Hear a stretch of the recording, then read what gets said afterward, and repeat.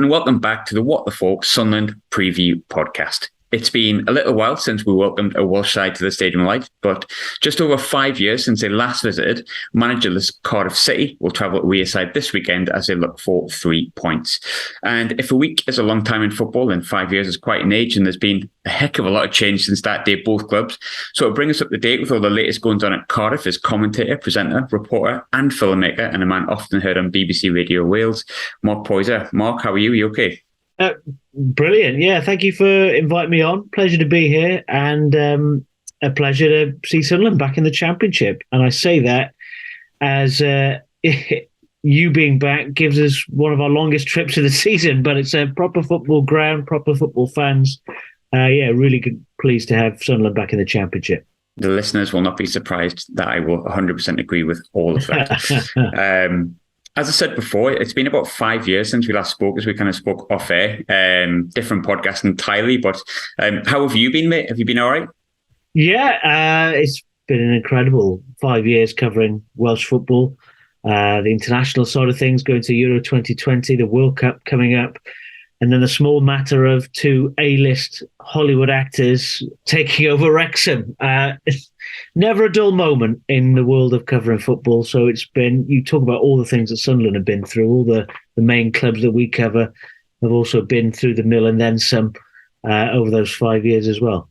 Yeah, a little bit of drama down in Wales in a good way from my perspective, because I do quite like a bit of Ryan Reynolds, I've got to say.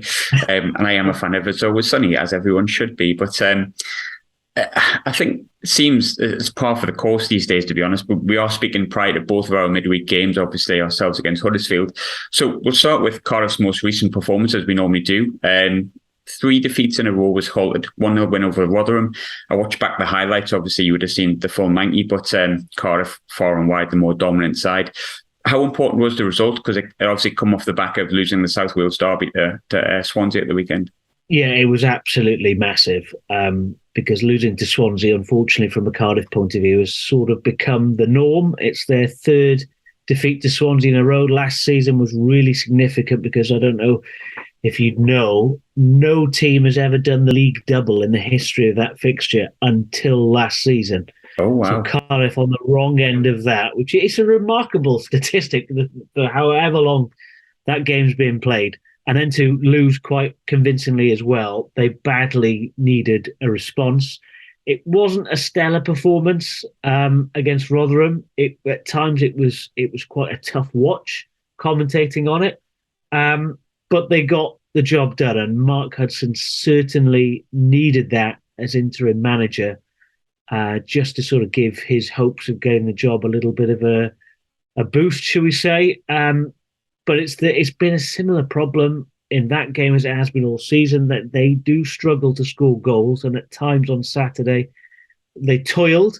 And the goal came from Jayden Philogene, the only real moment of quality in the whole game. And he came on at half-time as well. And it was enough to get a valuable 3 points. And it is all about stepping stones at the moment with Cardiff, because they're just in this cycle at the moment of endless transition. It certainly feels like that from the outside looking in anyway.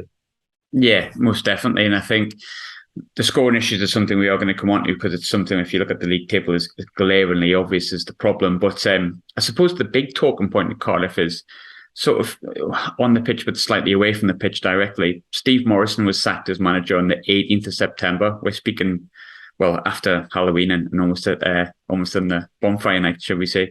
So that's almost 2 months later since he was sacked. I've purposely not looked too far into it outside of the odds. What's the situation there? Well, as far as we are led to believe by people within the club, they're not at the moment actively looking for anyone else right now. There are discussions between Mark Hudson and the hierarchy. He revealed that to us before the Rotherham game. Essentially, the noises we're getting is that it's his job to lose. They want him to get it. But of course, because this season is so unique with the World Cup and the break that championship clubs will get, I don't think there'll be anything either way on his future until we at least get to that World Cup break. Then I think they'll take stock because they can pause for a bit of breath and decide whether he is the person they definitely want to give it to or whether it's somebody else. But as I said on BBC Radio Wales last weekend before the game, they played Rotherham, and that was a year to the day, or a year to the weekend, I should say, since Steve Morrison's first match in charge. And he took over with the club just above the relegation zone, having sacked a manager early on in the season who they'd given the summer to sort of try and overhaul the squad, having saved them from relegation the following year. And they promoted someone within with little experience. Well, 12 months on, and they're in exactly the same position. And that's what I mean about this seemingly endless cycle of transition and short-term appointments and chopping and changing. A lot of the ex-professionals who I sit next to every Saturday who know far more about it than I ever will, they all tend to say the same things. What is Cardiff's plan long term? What do they want to be? What is their strategy? And they all argue that until they decide upon that, then we're going to be trapped in this endless cycle, because they went through a phase where Neil Warnock, for example, was in charge, old school manager, did very well for them. But then when that didn't work out, they then went for a younger manager who was going to try and play football. That didn't work out. They went back to the old school in Mick McCarthy in the more direct style. And it sort of goes from one extreme to the other. I don't know the answer to the question. The people within the club will only know that. In fact, there's only one man who knows the answer to that question, and we very, very rarely hear from him. And that is Vincent Tan, is the man who holds all the power, all the decision making. And right now, it looks like Mark Hudson will be the next full-time Cardiff manager, but at the moment, he's still got that asterisk next to his name, which says interim. I find the Vincent Tan situation quite interesting because I suppose since we last spoke, things will have changed, and you've kind of alluded to that as it was. I remember playing you around Christmas time. I think it was 2013, so we are going back quite a bit. But I remember it was kind of around the time when he kind of really came to prominence. I think he came in 2010, but at that point he'd sacked, I think, head of recruitment. I think he might have sacked the manager at that point. He changed the shirt colour. So it's been 12 years since he bought that stake. It's obviously been a few years since that happened, but you don't really hear about him. So what is the relationship with Vincent Tan and Cardiff fans at the minute? Is it just non-existent? He's kind of washed his hands of it, but he's still as the owner. Well, if it wasn't for Vincent Tan, there wouldn't be Cardiff City. He is putting money in every month to keep them going. So whilst he may be unpopular with a lot of the Cardiff City supporters, we have to bear in mind that without him, the club wouldn't exist right now. Financially, he is essentially propping them up. It is his money that's keeping them going. But no one really knows what his end game is. We've heard stories that potentially he might be interested in selling. But this is just my take on the situation now. Why would he want to sell a club in the lower reaches of the Championship? I would surely imagine he'd want to make some of his money back. And he's not going to do that unless they get back into the Premier League. Well, right now, they're a long way away from challenging to get back in the Premier League. So no one really knows what the end game is at the moment, which is why, because we so rarely hear from him, there's not a lot in the way of answers. He, as I alluded to, he's not particularly popular with a lot of the Cardiff fans. That shirt colour change, that was 10 years ago last summer. That really has flown by. And a lot of the decisions he's made over those years have been unpopular. It's difficult really to answer that question because we never hear from him. We never see him at games. And no one really knows the answer. What we can say is that on the field, things have got, since they were last relegated from the Premier League, things just haven't worked out. They've got worse every season as it's rolled on. They got to the playoff semi-finals under Neil Harris. And since then, it was a relegation battle last year. Steve Morrison able to pull them away. They're a lot closer to the bottom three now than they were last season. But you would think, looking at the players they've got, they would be able to pull away from trouble. But will they challenge for the playoffs? there's not a lot of people who think that is a possibility because they signed so many new players over the summer. I think it was 17 or 18. That's going to take time to gel in. As I said, I think there's somebody over the summer. In fact, the last game of the season last year when they went away to Derby and drew 1-1. That'd be a huge task for an experienced manager because they had all these players out of contract and the finances dictated that a lot of them were not going to stay. So to overhaul the squad with that many new players would be a tough task for any experienced manager, let alone someone who was in their first job, which was the case for Steve Morrison. And I think he was doing a pretty decent fist of it. He wasn't doing extraordinarily badly. But there we are. The decision was made. He departed after, 10 games? And now Mark Hudson, what has he had? 7 matches in charge now. 3 wins, 3 losses, and 1 defeat. Relatively popular with the fans from his time primarily as a captain. He was very popular as a player, but he's still sort of finding his feet as a manager. And he had quite a decent start actually, but of course these 3 defeats and the big exclamation is that defeat to Swansea. That's the big one. As you guys know, when you play Newcastle, you just cannot lose that game, and unfortunately they have lost the last 3. It's a while since I remember getting beat off that lot. There has been a few seasons in League One, to be fair, but still. I think Cardiff strike me as a club that I've come across, and I've come across a lot of clubs during the preview show this season, a club that's been relegated from the Premier League and then just kind of frittered about in the Championship to the point where it becomes, I think the word might be apathetic. I think Stoke strike me an awful lot like that. Watching the Cardiff games, I think Cardiff have a really strong vocal fan base. I think people are aware of what it was like at Ninian Park previously.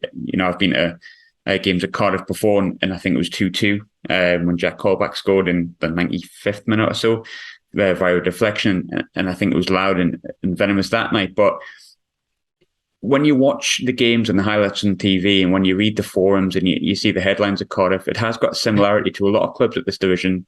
There's like an apathy sort of growing and building in. Maybe a little bit worried they might even go further down. Is that a fair enough assessment? Or well, there's a lot of people I know who haven't been back since the shirt change. Mm-hmm.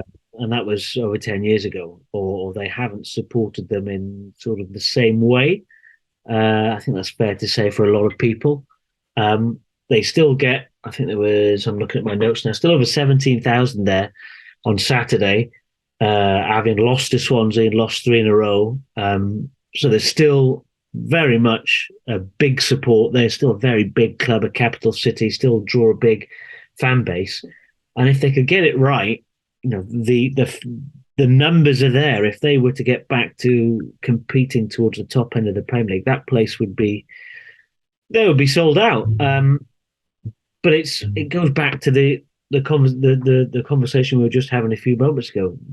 Vincent Tan. No one knows what the plan is, and I sound like I'm repeating myself, but until we sort of get these answers, no one knows, and everyone is sort of speculating as to what the plan is. When we have sort of briefings with the chairman, the chief executive, we're told that he's still committed to the club. Well, he has to be, because he's putting the money in every month to keep them going. He wouldn't do that if he wasn't that interested, if you see what I mean.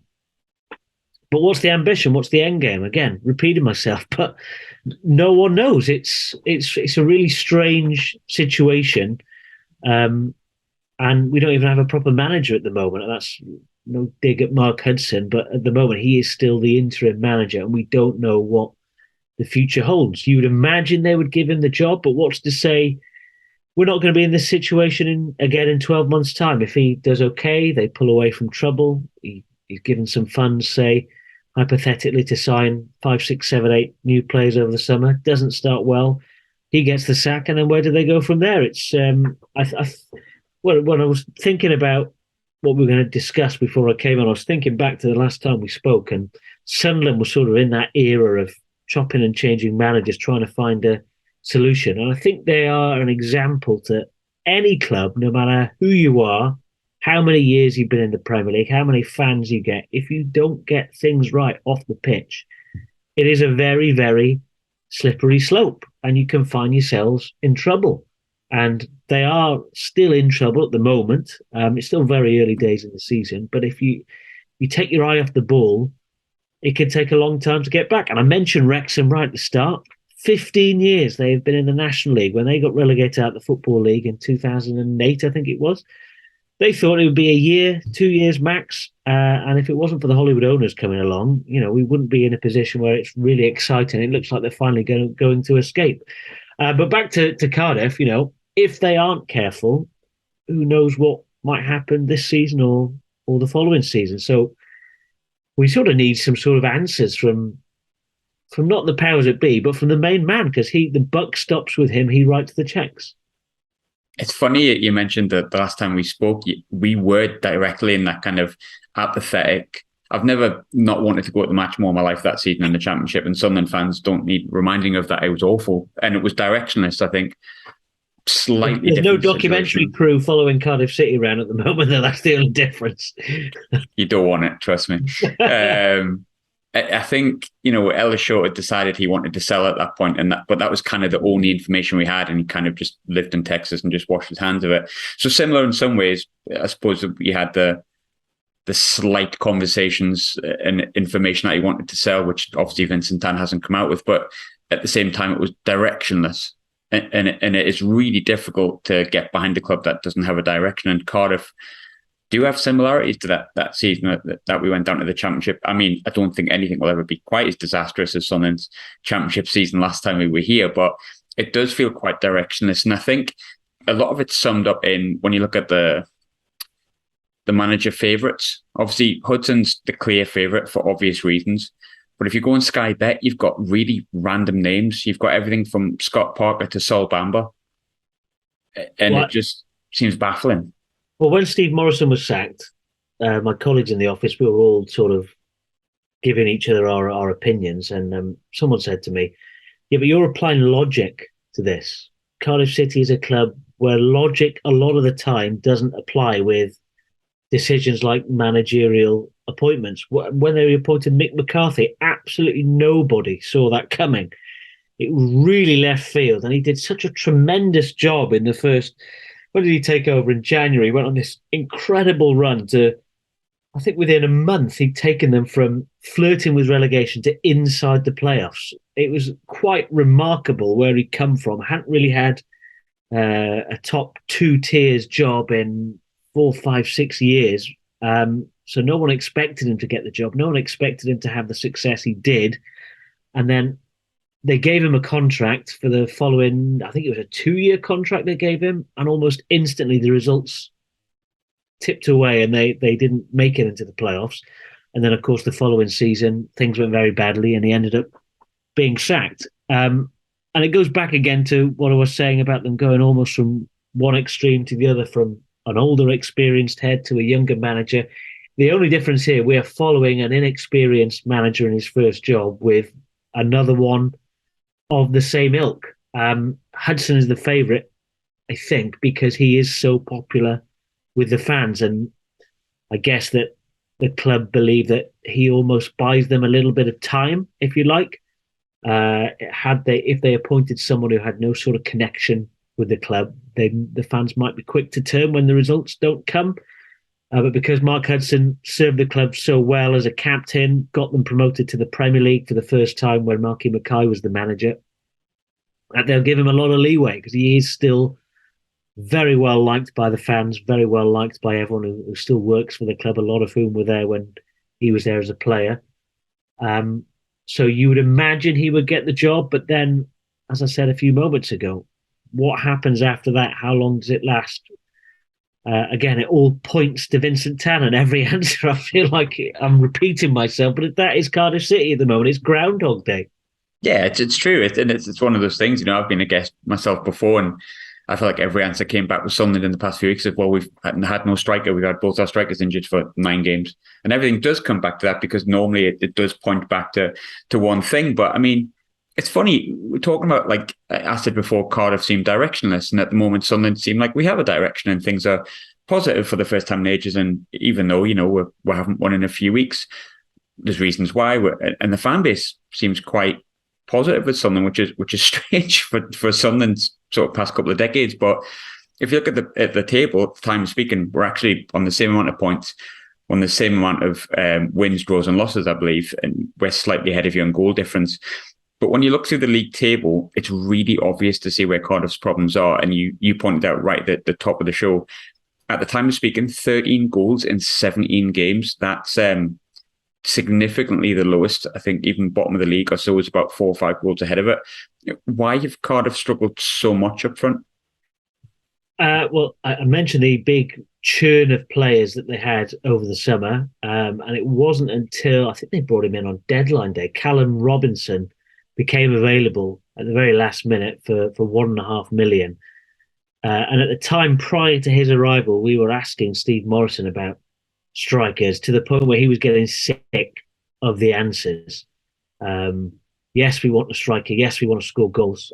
Before he came in, they're relying on Max Watters, who has got a pretty decent record below the Championship, but hasn't really done it since he arrived at Cardiff. And then since Callum Robinson has come in, there's obviously been a change of manager. And then he got himself sent off in the opening moments of the South Wales derby. So he won't be playing at the Stadium of Light, which is probably positive news for you guys, less so for Cardiff City. I think the main reason is they're still trying to find their identity, and that has almost been slowed, I think, by the managerial change. They've got the lowest XG rating in the Championship this season.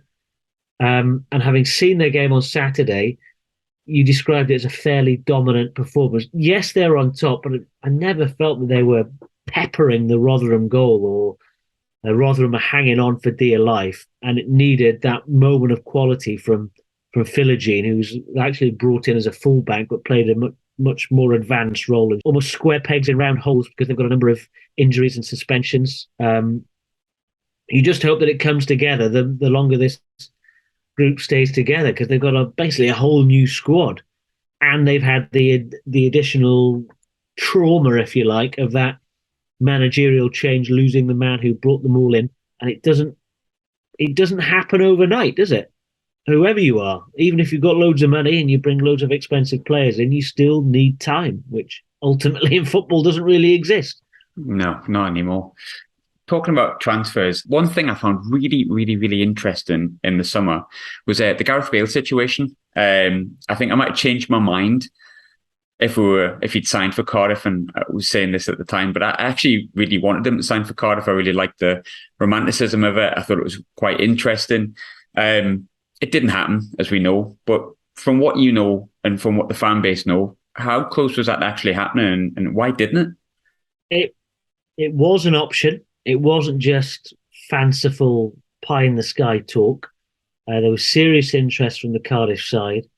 It was sort of changing a lot of the time, the messages people in our office were getting from some of their sources.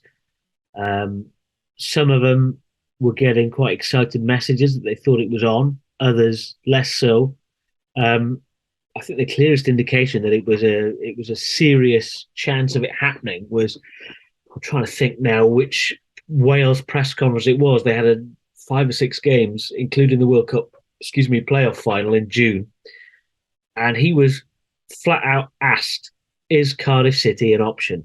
And he said, "Oh, I can't possibly talk about that." But a week prior, there was these rumours with, and forgive me, I forget the name of the Spanish club that there was reports saying that he'd agreed to sign, and it's gone from the top of my memory. I do remember that. Yeah. And he said, "I won't be going there," and made a laugh out of it. So he could have said something similar about Cardiff if it was just pie in the sky, but he didn't. So clearly it was an option. And for a while, a lot of us were thinking, yeah, this could happen. You know, Cardiff would be so grateful to sort of have him. He could almost pick and choose when he played in the lead up to the World Cup. When you look at it now, would you rather go and play for Cardiff City in the Championship or go to LA in the sunshine and play a bit of golf? When you look at it now, it almost seems ridiculous that it was ever really a contest. But to answer your question, it was a possibility. But in the end, it didn't happen, I think, purely because only Gareth can tell you this for certain, but from speaking to him with Wales. The lifestyle, what a lifestyle he's got in LA, sunshine and golf and everything else. And it's all for him. It's all geared to the World Cup. And when he came back for the September games, he looked as happy as we've ever seen him for a number of years. Obviously, you'll know from his last few years at Real Madrid, he wasn't the most popular player amongst some of the supporters, some of the Madrid press, for which you can all draw your own conclusions why you think that is, or whether you think that was justified or not. And he at times he was a little bit ground down by having to answer questions about what people in Spain were saying about him. But he was so happy, he felt so almost loved again, because from what we can see, they love him over there. And why wouldn't they? Because he's still an absolutely fantastic player. So I don't think he has any doubts that he made the right move. And to see him with a smile on his face is only fantastic for Welsh football going into the World Cup, even if it's not quite the outcome that Cardiff City fans might have been hoping for over the summer. It's an Englishman. I hope he's not too happy in a few months. I'm not going to lie. got to say that. Got to say it. It's going to be interesting, that World Cup group, to say the least.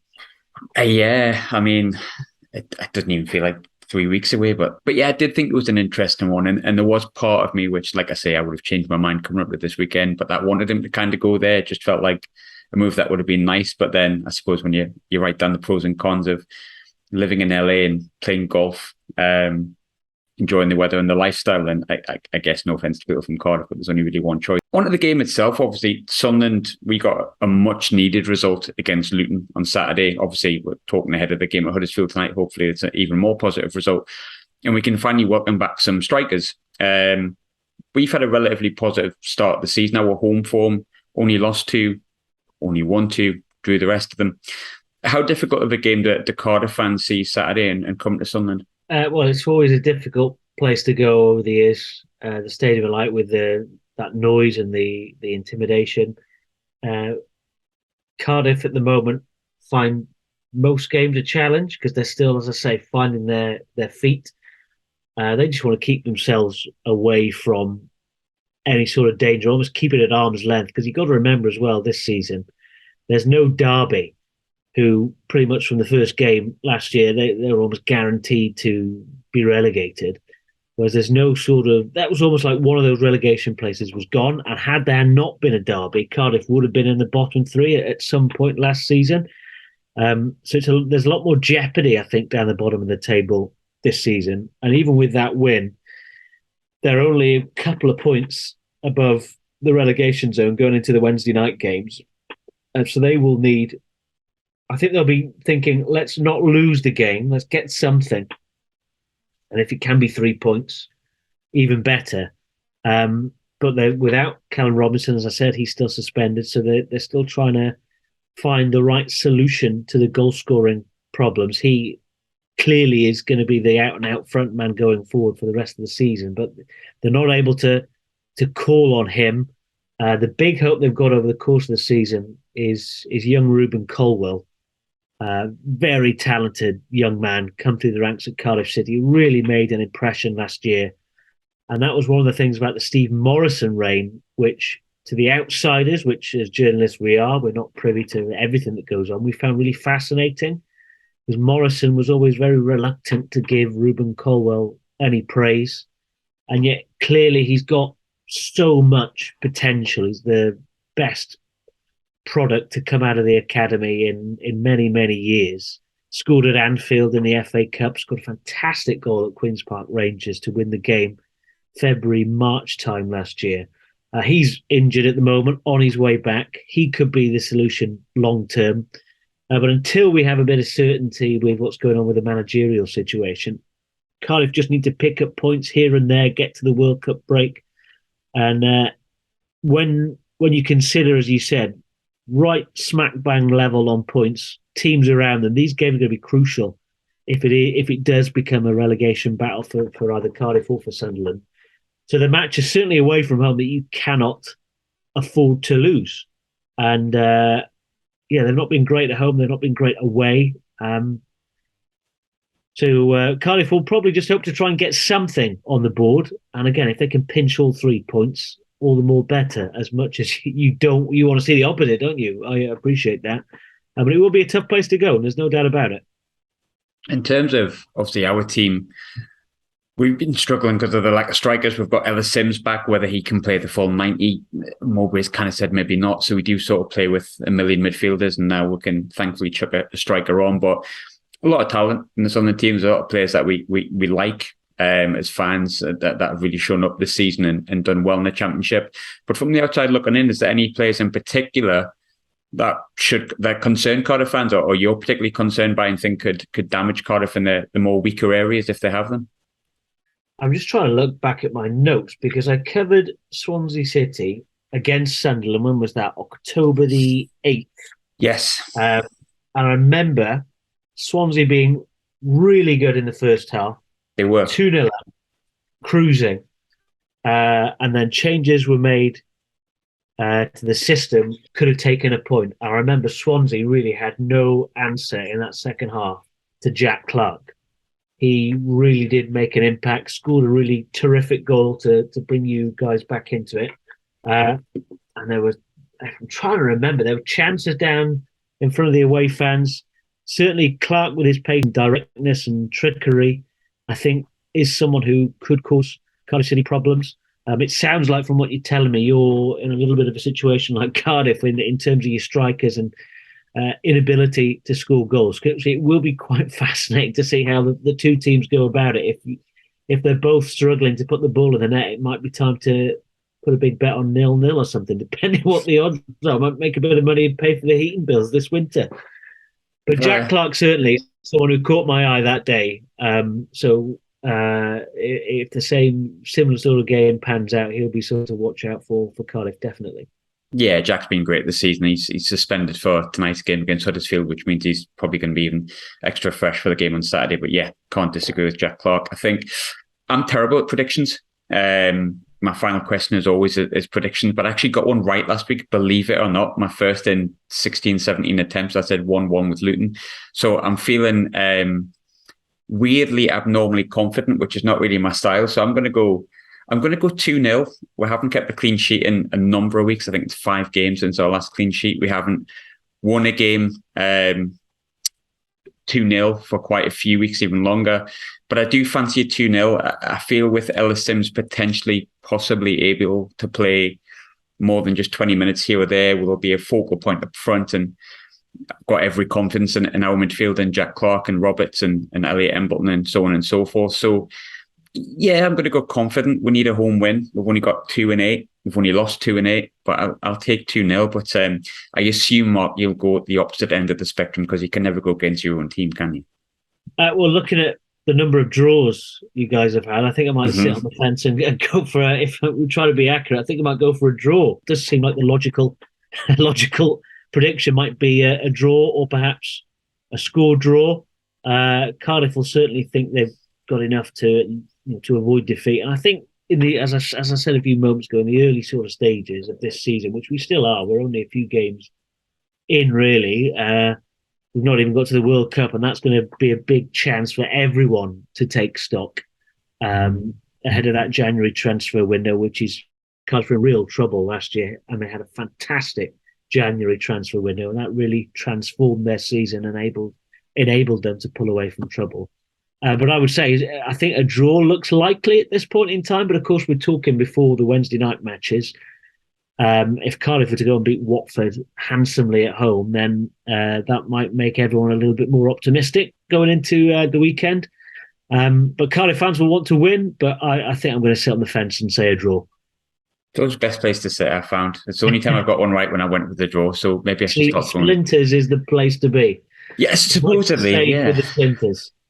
Well, it's the one time I went with my head rather than my heart at the weekend, and I got it right. I'm going with my heart again, so I've completely gone against my instincts that I had at the weekend. But before I let you go, Mark, I hope you don't mind me saying, but you've done some fantastic work. The particularly great film that you were involved in, obviously, and made about Gary Speed, which is a great watch, which I watched many months ago. But where can we find you if people want to find your work and watch the stuff that you've done? You can find me on Twitter at MA Poyser, and you'll see a lot of my videos that I make outside of my commentaries on the BBC Sport Wales website and at BBC Wales Sport Twitter. So yeah, that's the place to find my stuff. And I'll obviously link your Twitter as well. And I think it's your film that you made that I mentioned before is on your pinned tweet, I think. And well worth a watch, as sad as it is and hard to watch. It's a great watch, Mark, and well done on that. Oh, that's very kind of you. Thank you. You're welcome. And of course, thanks for joining me and talking to me today. Thanks for that. Absolute pleasure. One of my closest friends is a big Sunderland fan, so I do actually always have one eye on their results.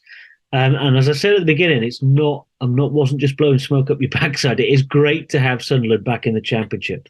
So looking forward to the game on the weekend. I'll let you know if I enjoyed it after the weekend.